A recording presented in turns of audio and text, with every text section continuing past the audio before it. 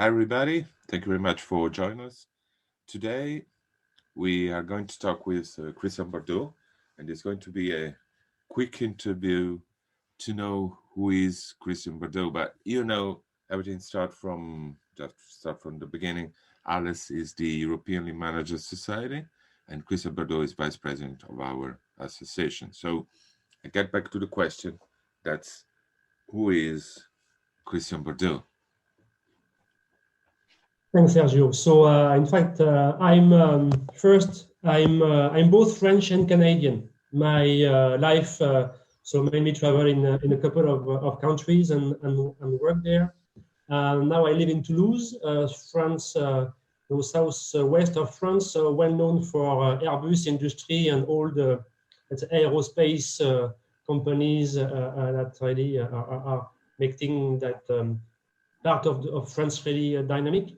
But it's also obviously also known for maybe the best food in France, which is good as well. I'm a happy father of two girls, two teenagers, and I'm married to one great woman. I am that lucky. I'm an industrial engineer by degree. I started my career in 1997 in Casablanca, Morocco, where I was dropped there to assist in the setup of a new company. That was put there to support some other French companies by supplying them machining parts. I came back from that, obviously changed. When you're a European guy or a French guy coming back just after school, sent to Morocco out of nowhere there, it's obviously something that changes a bit your life and the way you see a leadership role. So then after that, I worked a bit in France, mainly in small companies. Started, in fact, when I say small companies, I'm talking 5 to 10 person. So when you're there trying I was in charge of developing new products for the bedding industry. But finally, you do a bit of everything when you're in such small companies. So it's really, really interesting. And it's, again, something that maybe frame who you become as a leader or as a member of any company. And then I moved, after a couple of years, I moved to Canada. And I worked there. Then I entered the big companies and corporation world. I started to work for Pratt & Whitney Canada, so part of UTC, now Raytheon Technologies. Raytheon Technologies is simply I think it's the second biggest US group after Boeing for what comes to aerospace industry. So yeah, starting from 5 to 10 people company to now this huge corporation with the footprint all over the place, all over the world, different challenges. And obviously what I've learned, all the things I've learned before are now feeding what I'm trying to do. That's called experience, I guess. So yeah, that's basically who I am. I am now in charge of lean and continuous improvement for one of Raytheon Technologies sub-business unit named Actuation Systems. So basically, I'm trying to, the best part of my role, I mean, the biggest is to coach people, develop them, try to make them understand how they participate in the success of the company by using the lean principles, mainly principles and tools, and trying to influence the world the best I can using those principles. So that's who I am, basically. I got it. So, I mean, your career, your story is I didn't know about that. So I'm very curious to know how you decided to move from let's say, a small, medium, or small enterprise, or let's say, in a small enterprise, you almost do anything. So yeah. Sales yesterday, today, manufacturing, tomorrow, purchasing or whatever. Everything is based on value added. So what's the difference of the idea of the added value or value added that you got in a small company and how you got it when you are in a corporation, because you got both experience, so you can, let's So say, give an idea to who just work for the big ones or the small ones. What's the biggest, let's say, paradigm or difference that you in experience? those small companies, at least the small companies for which I worked, there was simply no money. No money. The big corporations in which we are, even if we talk cost reduction, even if we talk, the money is there. And I have to say, sometimes money is the enemy of innovation. When I was working in those small companies, every bit of dollar, of euro was important. And we were doing exactly what was needed at the moment it was needed. So we made sure the customer were laser focused on that.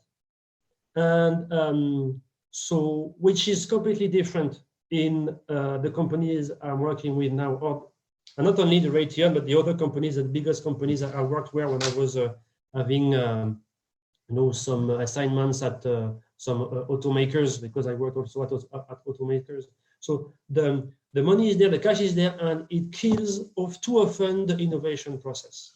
And that's so the notion of value is sometimes can be perverted, and it's my role, in fact, I guess, to put that back in perspective and to have people understand that the intention of what they're doing, the purpose, and the purpose, it's not to have a fancy and shiny piece of equipment or a shiny and fancy piece of software that does everything for them.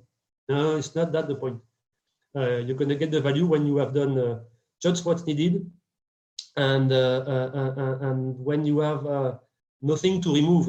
A French author, which is a pioneer, by the way, in aerospace for France, is called Antoine de Saint-Exupéry. He was saying perfection is when there is nothing left to remove. It's not when there is nothing left to add. And too often people they think innovation is to add stuff. No.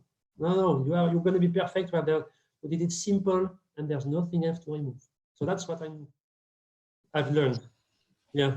The other point, you said Canada, and you said France. What's the difference, cultural difference in I say that in entrepreneurial side, or from the, let's say, organizational companies? So it's not a legend that in France we can sometimes be overcomplicating stuff and making it difficult for entrepreneurs. It's true. I had the chance when I was in Canada to support my wife in her creating her own company. And honestly, to have that started, it was in order of minutes to be registered. Obviously, there's still all the efforts you have to make as an entrepreneur to understand the market, to find your niche and to develop your business. But the fact to be an entrepreneur recognized, registered, and it's so quick. So it's also obviously it creates dynamism. It's if I don't speak about the entrepreneurship side of it, but just the how you are in companies, how you are treated. It's right. In France, we are, and that's an advantage, I guess, super protected as an employee, which is good. We are not in Canada, but with that dynamism of creating companies, etc. And I was in crisis or I'd say obviously in crisis in the 2008 time frame, where we were in Port Canada. Obviously, we have to let some partners or some colleagues go, but they were so quick to find another job at the same level. It's much more difficult in France. So I don't know where is the right balance, but this is a big difference. We protect, but it makes sometimes things a bit difficult and less dynamic. In the other side of the ocean, much less production, but bigger dynamism. Yeah, it's not a legend. That's great. That's great. Yeah. So just the last question, because I mean we are very close to the objective. That's more or less 10 minutes, as you said before. But anyway, I mean, you said aerospace, and Toulouse is, I mean, it's famous for that. I mean, it's worldwide famous for that. What do you think is going to be the next move in that industry? Because I mean, for sure, tourism will be in bad times for at least for a decade. I don't think it's going to be the next bull or the next pushing up industry. No, I mean, maybe it can recover, but at least we're going to have 2 or 3 years of falling volumes or whatever. So what do you think is going to be the next vision? I mean, challenge for that industry, in a way. If something, I mean, is talking about rumors or your idea, or what's the feeling or perception? I think one of the challenges is that, and again, that's what we wanted all as responsible citizens. We wanted sometimes our lives to be less, based on consuming, less using or sometimes wasting energy, like fossil energy, etc., etc. And the thing is, we are the business people. We are the first users of those aircrafts. When I go in an aircraft to get to one of my sites, if I look around, if it's not holiday period, it's full of businessmen, maybe 90% of the aircraft. and we were saying in those times, all those guys going to a site for one day, why do they do it by Zoom? Yeah, now we're going to do it by Zoom. We're going to continue like it, and we're going to be ourselves culprit of not filling the planes again.